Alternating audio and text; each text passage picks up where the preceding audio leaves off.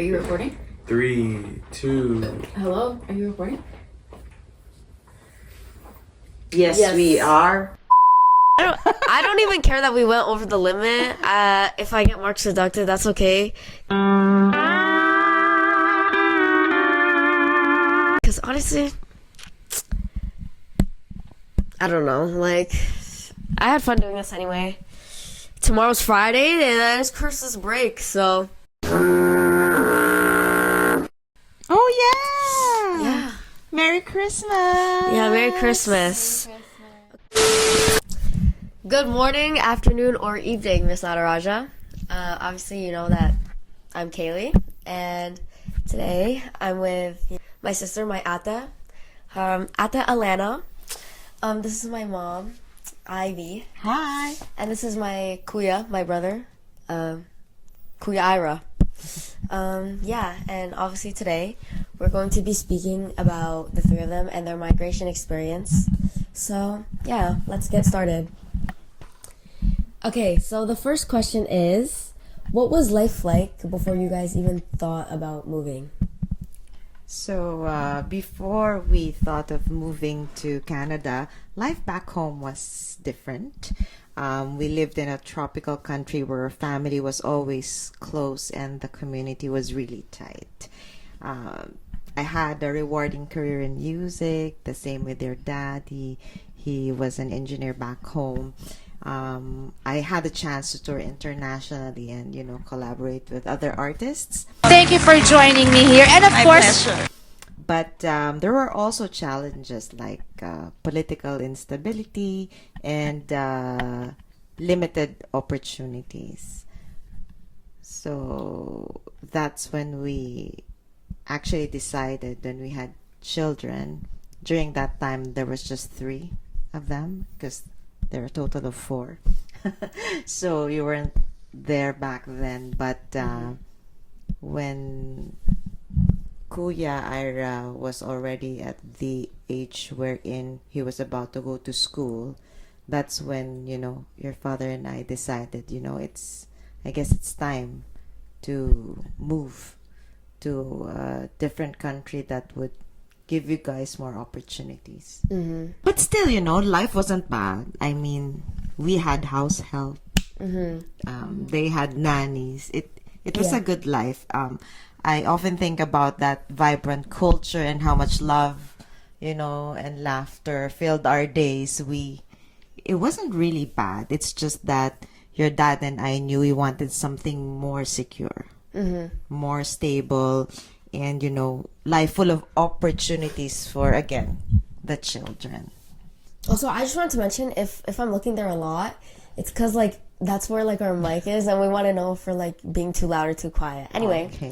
The next question is, for what reasons did you want to move from the Philippines to Canada?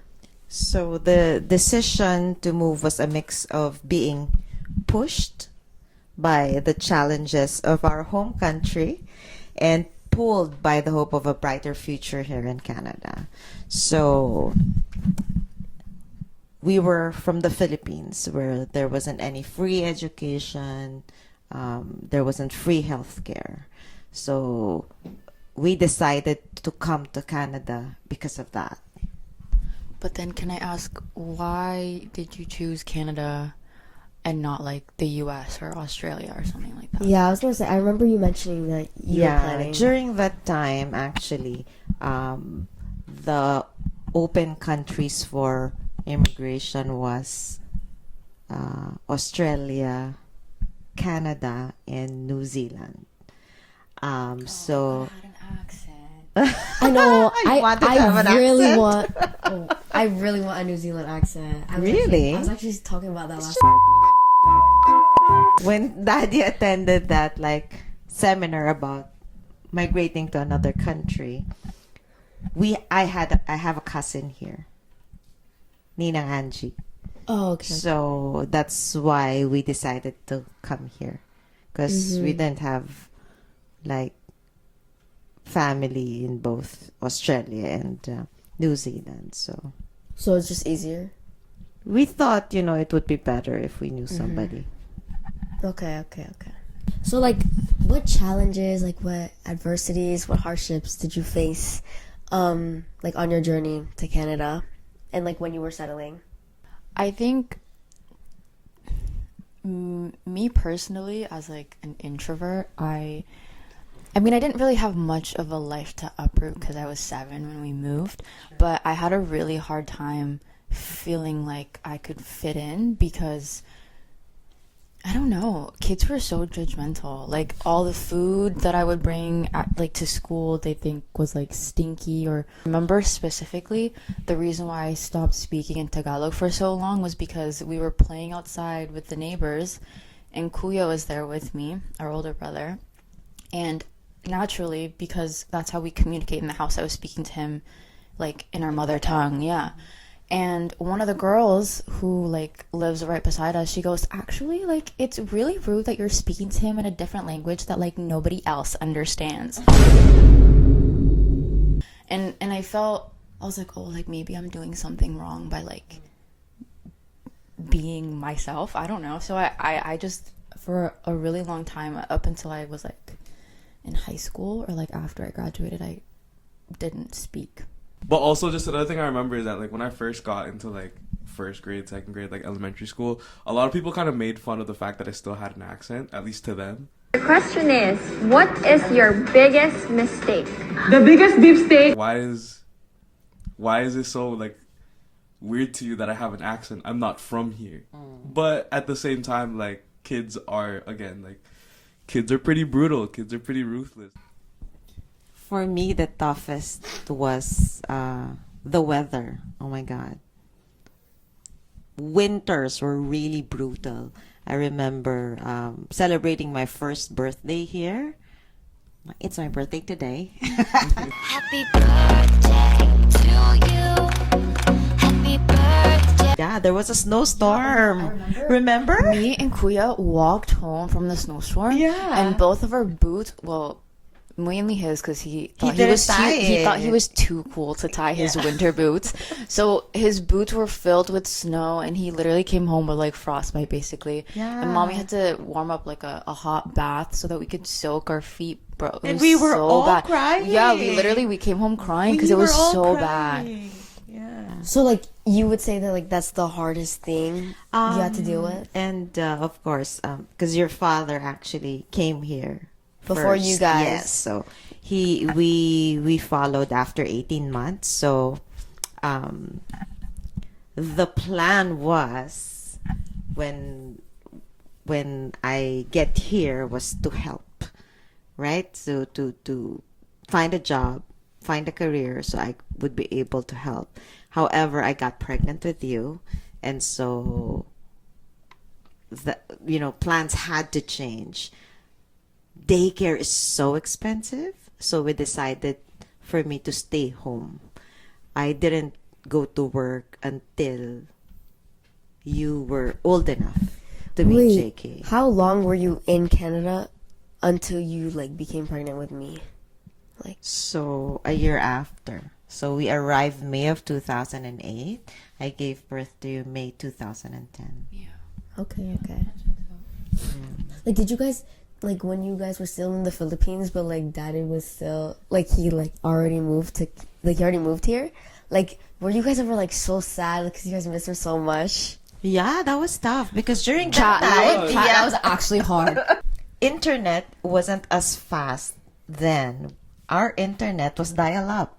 It was. It's connected through a telephone line. We used to go to internet cafes to talk to dad. Yeah. I remember in the Philippines watching from home. Mommy was on a talk show. So she was on Sharon Cuneta's talk show, and then they surprised mommy. I think they called daddy over Skype on like live on TV. On the phone. Yeah, so they called daddy live on TV just so that mommy could talk to him. And I remember watching mommy cry on TV because she got to hear daddy's voice. Mm-hmm. And I was like, that is such like a core memory for me. When was just this? Seeing this. It was shortly after dad left. And literally the first time I got to speak to him over the phone was during that interview. What? That was the first time? Yeah. first Of course, when he got Times here. have changed. Yeah. When he got here. The internet development is crazy.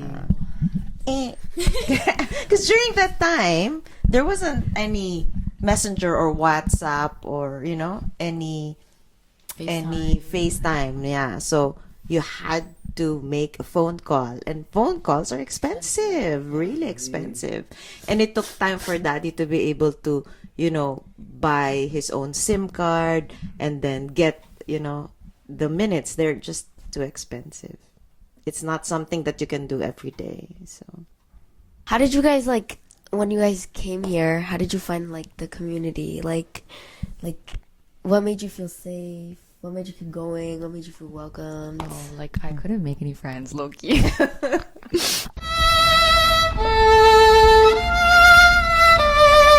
I made Ira my best friend. What about? which is nice. Well, because the thing is, I actually didn't like Ira until we moved to Canada. Yeah, you were. Canada? Yeah, you were. Say that again? You were I didn't, bro. I literally cut. Mind you, we're only 3 years apart. Yeah, Okay, so imagine a 3-year-old, bro. I literally cut up Ira's crib because I hated him so much. I was 3 years old. yeah, we've talked about I this. hated it because I didn't feel like I was the youngest kid for long enough. I felt like somebody was taking my all my attention. You know what I mean? I was mad. So when we got here, Kuya, he was 12 and I was 7. And so he had an easier time because you're all outgoing, right? I feel like I'm the most different from you guys. He had an easier time making friends, and so he was spending his time elsewhere, not at home. And I just couldn't make any friends. I was having such a hard time. I literally would go home and be and cry. I remember crying to mommy and daddy and being oh my god, I don't have any friends. And I remember daddy was well, we're your friends. And I started crying harder. I was I don't want you guys to be my only friends. So then and I don't know, well, I was stuck at the house with Ira. That was the only other person that I could think of, so we became besties because we were only 3 years apart, right? So I guess it helped that I guess we were going through the same similar experiences because it's not too much of an age gap. So yeah, I feel our family dynamic also changed after we moved, especially for me, in my relationship with my siblings. For me and Daddy, we found our place with MFC, Missionary Families of Christ. Miss Nataraja, MFC, that's that church camp that they forced me to go to. Yeah, so I mentioned Ninang Angie, right? They were members of that community. So they also invited us to attend the Christian Life Seminar, which was actually really helpful because they became our family. Our first household became our family, right? So we weren't related by blood, but the bond that we had during that time, it was the best. We would spend all of our The holidays together, Thanksgiving, Christmas, and it was so it was a great experience because we all were immigrated around the same time, right? Yeah, we immigrated at the same time, so we all were in the same boat. All of our concerns, all of our problems were You're kind of navigating. yes, we're navigating through the same stuff. And on top of that, because I wasn't really popular back home, but I was already singing professionally. I was part of a TV network. So we went to 8 countries in Europe: Germany, Rome, Switzerland, Austria, France, UK, Spain, Italy. That also helped me because as soon as I came here, artists from the Philippines came over, and that got me introduced to the Filipino community here by singing. So I met RST Productions, Kuya Ricky, Susan Tantoco, who's become our lifelong friends. So, we found our place also through the community, through the Filipino community and my work in the arts. Wow. That's like, I don't know, like how long have you been in that community for? MFC for as long as we've been here, so 16 years. Because we arrived May and we attended the Christian Life Seminar in December. And like, what are you guys now, like chapter heads, right? Unit house. It's one step away from chapter. What's the highest chapter? In Brampton, yes, chapter. Well, that's really good. So, like, what advice would you give to someone who is also moving to Canada, who's also from the Philippines? My advice really is to just have an open mind. So don't expect to get a job similar to what you had in the Philippines. A lot of people get depressed or frustrated when they couldn't find a job. For example, if they're doctors there and they couldn't be a doctor here, they get so upset. So the mindset is wrong. Ms. Raja, we literally spoke about this in a lesson. I don't remember which one, but you mentioned this. You mentioned this somewhere. Yeah, be ready to start from scratch, from the beginning. Like, your father was an engineer back home. He was already a manager, but when he came here, his first job was actually selling lotto tickets and I sell bus lotto tickets. now. I started as a call center agent. You did? I thought you started at Winners. Yeah, Winners. Winners, and then at Rogers, a call center agent before I became corporate. So, yeah, you just cannot expect to be, to have the similar job description that you had back home. Is there anything you would have done differently, like when you were moving here? Oh, I tell. Have a kid. Oh no! Don't say that. Crazy. We wouldn't be doing this right now. We wouldn't be doing this right now. Oh my god.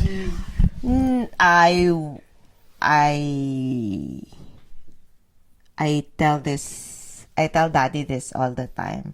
We should have left together. That's the only thing that I'll change.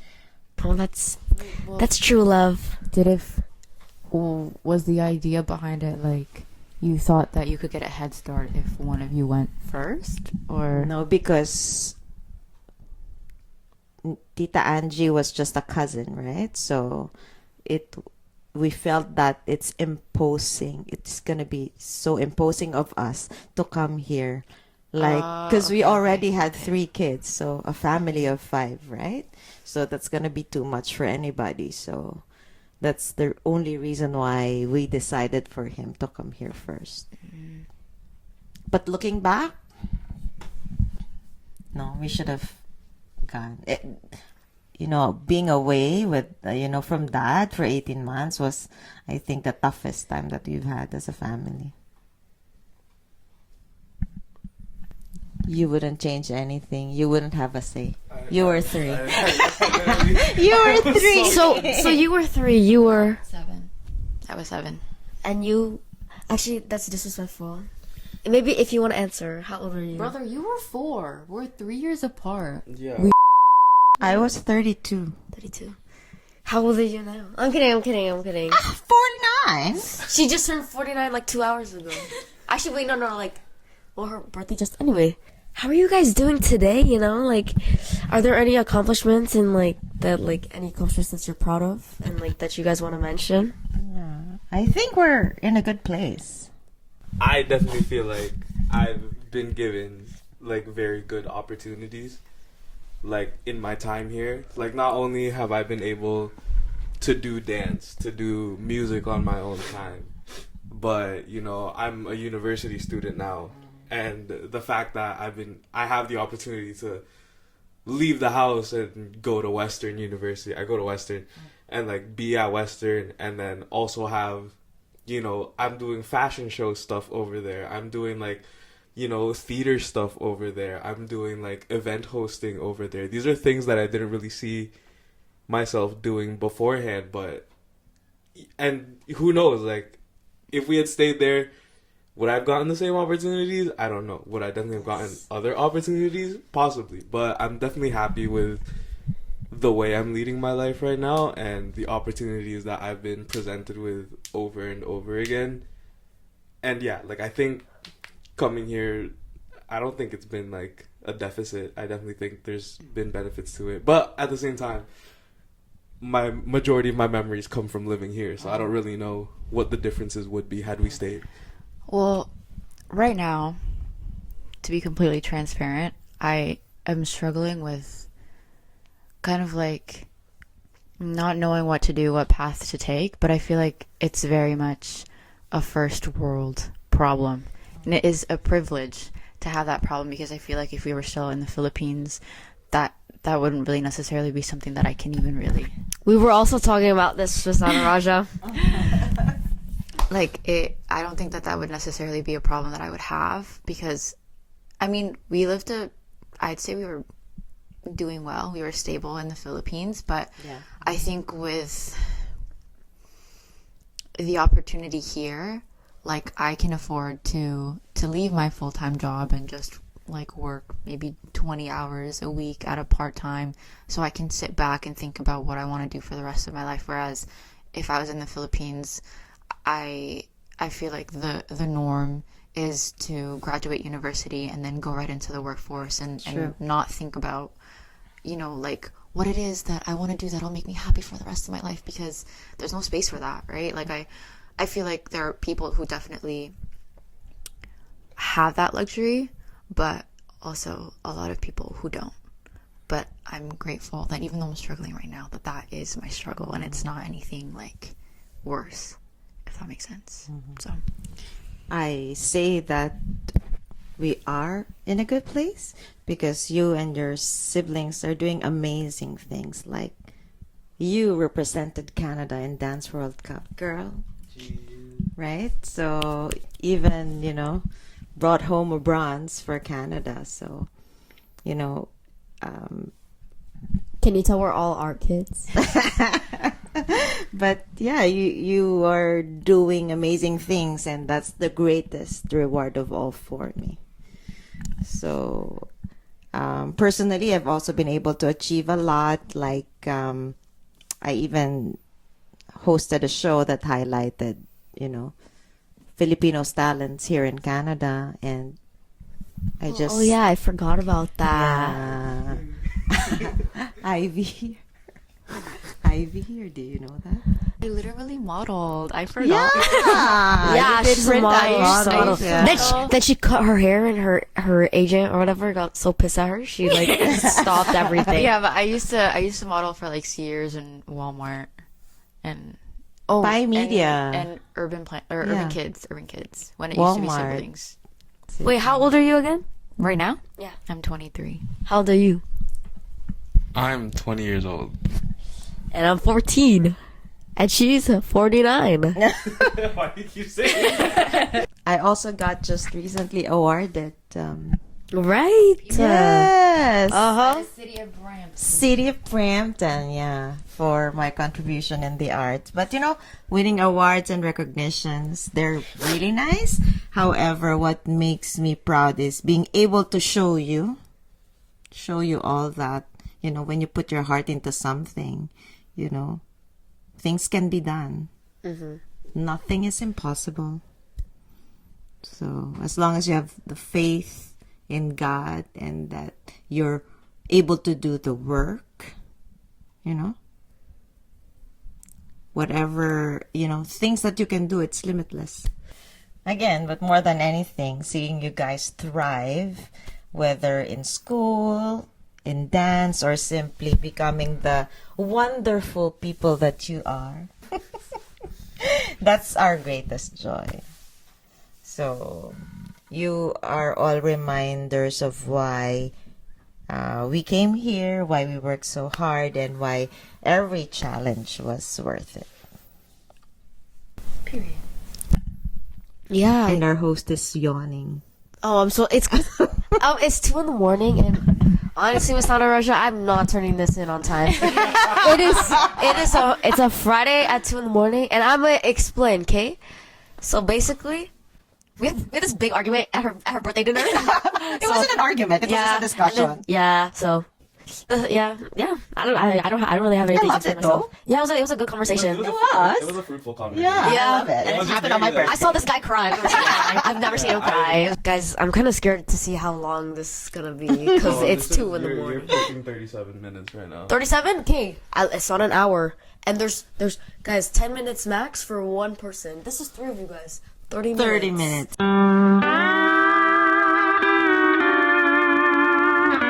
Yeah, there you go. So yeah. Yes.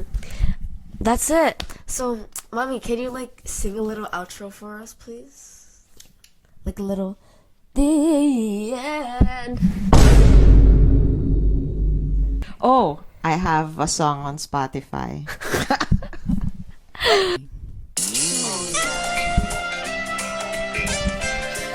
I'm not putting this in. My dad is also a part of it, kind of. He's like sitting there working. I asked him if he wanted to be a part of it. He said no. But yeah. Thank you guys for doing this for me. I'm really glad because there were 3 options, and I picked this one because there's like no work for this one. You guys had to do the work. We honestly spent like 30 minutes setting up these mics, possibly even longer. I think it was longer. Yeah, it was way longer. And I know we didn't even need the mics. We even set up like a light. But it was just for the vibes. It was for fun, I think we should actually end it now. Guys, say bye with me at the same time, okay? It's gonna be cringy, okay? 3, 2, 1, bye!